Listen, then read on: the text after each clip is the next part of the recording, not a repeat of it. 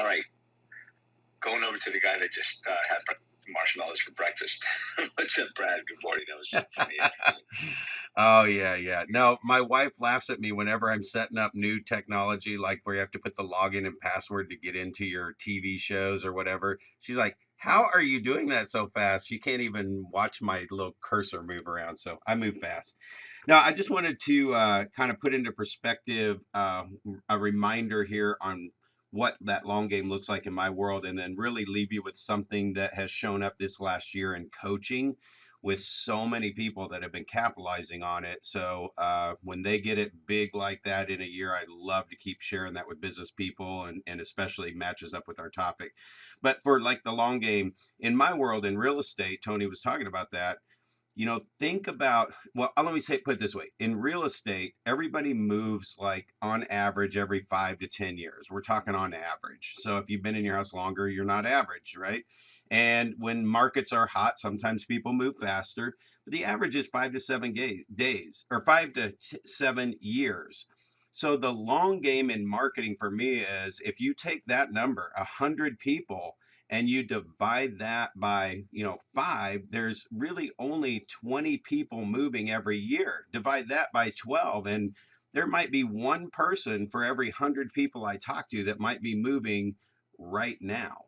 And the long game is all 100 people are going to move. And I got to stay in touch with all 100 people for the next 5 to 7 years to capitalize on 100% of that lead capture. So that, think about how often somebody uses your product, or if you got a product or service, and it's especially if it's like a high-end coaching program, it might take 6, 7, 8 touches before the person actually sees value in it. What are you doing to bring value? Somebody's not going to sign up for my $25,000 set up your systems in a weekend by hearing me on a quick little webinar. But when they see the value of bringing that database in, setting up the follow up systems and all that stuff, and the return on investment they'll get, that's where it starts to come in. So think about that as part of the long game. It's like every future client is a long game. Now, saying ROI, let me wrap it up with this. Michelle mentioned something about, taking 5 years. Tony mentioned, the thing that costs a lot of money. And in business, we see a lot of things that can help us, or a lot of shiny objects and gadgets and people's, systems. It's like sell 500 things on Facebook in 1 month, and it's like, okay, is that working every single month? I mean, make $1 million on Facebook.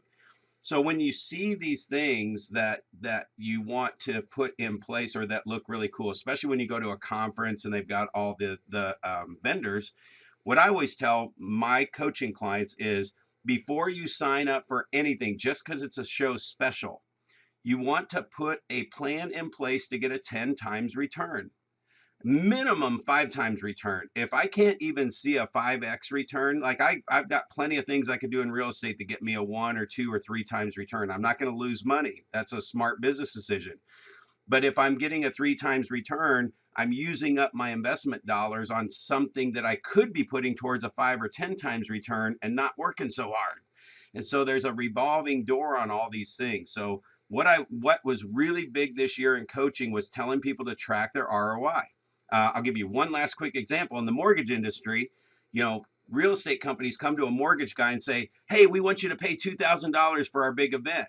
And what we coached to this year was, okay, if you're going to pay $2,000, how are you going to guarantee $20,000 back?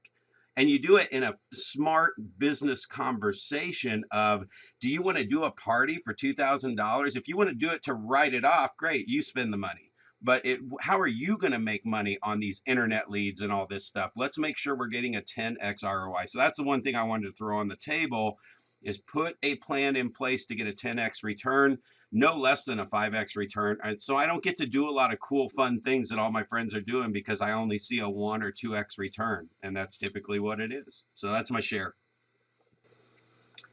Thanks, Brad. Always love the perspective. Always love the wisdom, man. You always bring the heat. Bridget, are you coming back in, or did you unmute like I usually do, driving by mistake?